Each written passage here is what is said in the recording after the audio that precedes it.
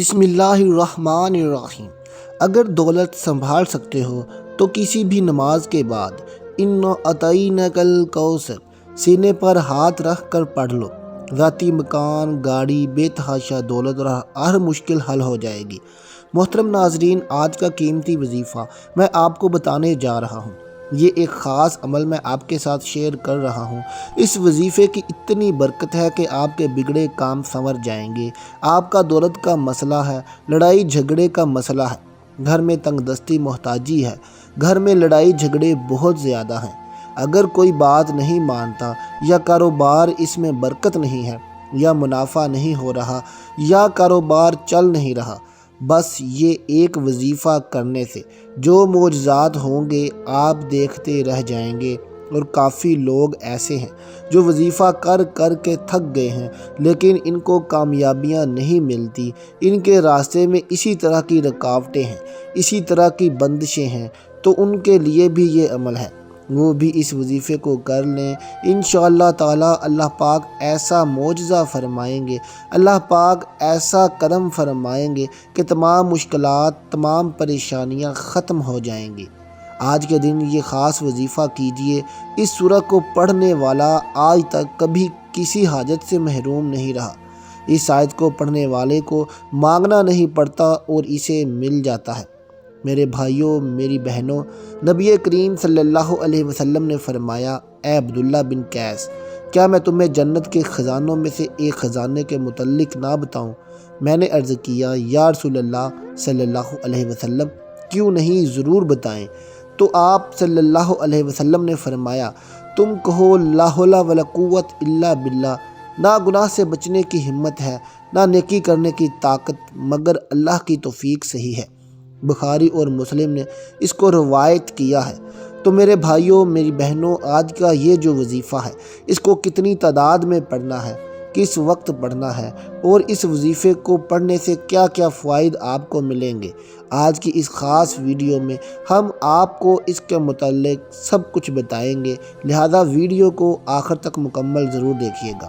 ناظرین اکرام، حدیث پاک صلی اللہ علیہ وسلم کا ارشاد ہے، اے لوگو، اتنی عبادت کرو جو قابل برداشت ہو، کیونکہ اللہ ثواب دینے سے نہیں رک سکتا یہاں تک کہ تم خوف عبادت کرنے سے اکتا جاؤ گے۔ اب آپ نے اس سورت کو کیسے پڑھنا ہے، کس ترتیب سے پڑھنا ہے، یہ بھی اب آپ طریقہ جان لیجئے۔ جب تک آپ کو طریقہ کار نہیں پتہ ہوگا، پھر عمل اثر نہیں کرتے۔ کچھ خاص احتیاطیں ہوتی ہیں، تو اب اس کا طریقہ کار بھی سمجھ لیجئے اور لکھ لیجئے۔ احتیاط میں سب سے پہلے یہ ہے کہ وقت آپ نے اس عمل کو کب کرنا ہے۔ دیکھیے، آپ اس کو فجر، ظہر، عصر، مغرب، عشاء، تہجد، کسی بھی نماز کے بعد کر سکتے ہیں، اس میں کوئی پابندی نہیں ہے۔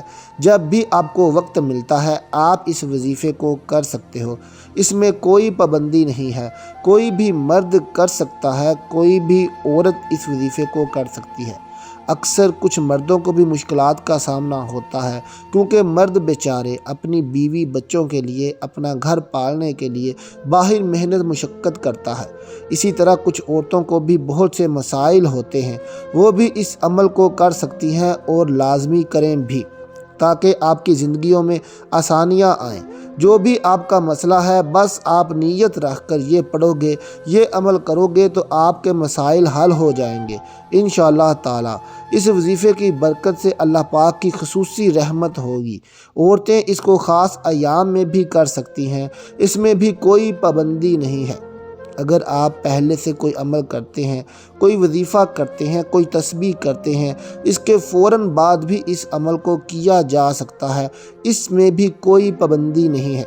وقت کو مد نظر رکھ کر وظیفے کی طرف چلتے ہیں۔ اعوذ باللہ من الشیطان الرجیم، بسم اللہ الرحمن الرحیم۔ یہ وظیفے کا حصہ ہے، آپ نے لازمی پڑھنا ہے۔ اس کے بعد آپ درود شریف پڑھیں گے۔ ایک بار ثواب کی نیت سے میرے ساتھ بھی پڑھیے، اللہم صلی علی محمد و علی آل محمد کما صلیت علی ابراہیم و علی آل ابراہیم انک حمید مجید۔ اللہم بارک علی محمد و علی آل محمد کما بارکت علی ابراہیم و علی آل ابراہیم انک حمید مجید۔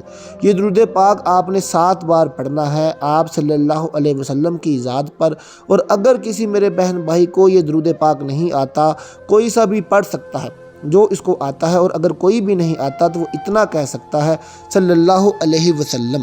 اس کے بعد آپ نے یہ سورہ انا اعطیناک الکوثر پڑھنی ہے۔ قرآن پاک کی سورہ کوثر کے نام سے بھی ہم اسے جانتے ہیں۔ اس سورت کو آپ نے کب پڑھنا ہے اور کیسے پڑھنا ہے، کتنی بار پڑھنا ہے، سب طریقہ میں آپ کو بتاؤں گا انشاءاللہ۔ جب آپ اس وظیفے کو میرے بتائے گئے طریقے کے مطابق کریں گے، سب پریشانیاں آپ کے اوپر سے دور ہو جائیں گی۔ اللہ پاک اسی صورت میں ہمیں یہ آگاہ کر رہے ہیں کہ ہم غمگین اور اداس نہ ہوں، کیونکہ ہر مصیبت کے بعد آسانی ہوتی ہے۔ لہٰذا اگر کوئی اللہ تعالیٰ کے دین پر ایمان رکھتا ہے، اللہ تعالیٰ کے وعدوں پر کامل بھروسہ رکھتا ہے، اور اللہ تعالیٰ کے کلام اور رسول اللہ صلی اللہ علیہ وسلم کی باتوں پر مکمل یقین رکھتا ہے، تو وہ ہر مصیبت کے بعد آسانی ضرور دیکھے گا، اور اس کی زندگی میں تنگی کے بعد خوشحالی بھی ضرور آئے گی۔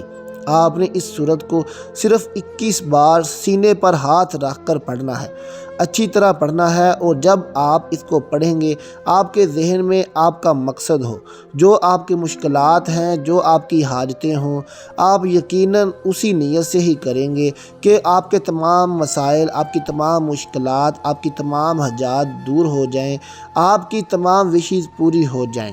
اب آپ نے وہیں بیٹھے جگہ چھوڑے بغیر لا حول ولا قوت الا باللہ العلی العظیم، لا حول ولا قوت الا باللہ العلی العظیم، صرف اتنا پڑھنا ہے کہ میں پورے یقین کامل سے کہتا ہوں کہ اس تسبیح کو ہر کوئی جانتا ہے۔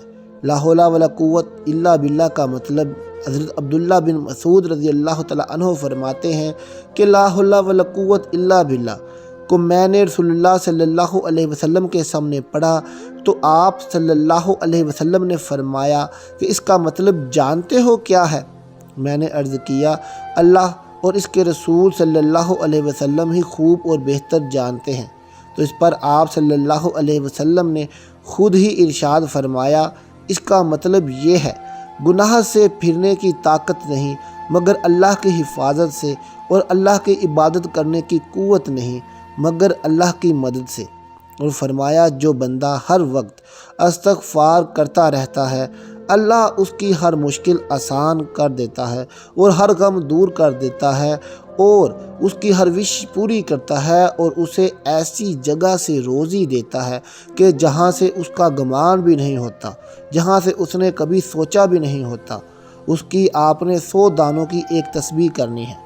ناظرین اکرام، یہ جو میں نے آپ کو بتایا ہے اس کی آپ نے 100 دانوں کی ایک تسبیح کرنی ہے۔ اس کے بعد آپ نے اللہ سے دعا کرنی ہے سبحان اللہ یا رب کریم، یا اللہ آپ کو اپنی شان کریمی کا واسطہ ہم گناہ گاروں پر اپنے گھر کے دروازے بند نہ کر، ہم سیاہ کار ہیں لیکن ہیں تو تیرے ہی بندے، تیرے سوا ہمارا کوئی سہارا نہیں یا ذوالجلال والاکرام۔ ہم تجھ سے ہی اپنے گناہوں کی معافی مانگتے ہیں جو تنہائی میں کیا یا محفل میں کیا، نادانی میں کیا یا انجانے میں کیا۔ اللہ اپنی شان کریمی کے صدقے، اپنے کعبہ کی عظمت کے صدقے ہمیں معاف کر دے۔ تمام دوستوں سے گزارش ہے کہ کمنٹ میں اللہ ضرور لکھ دیں۔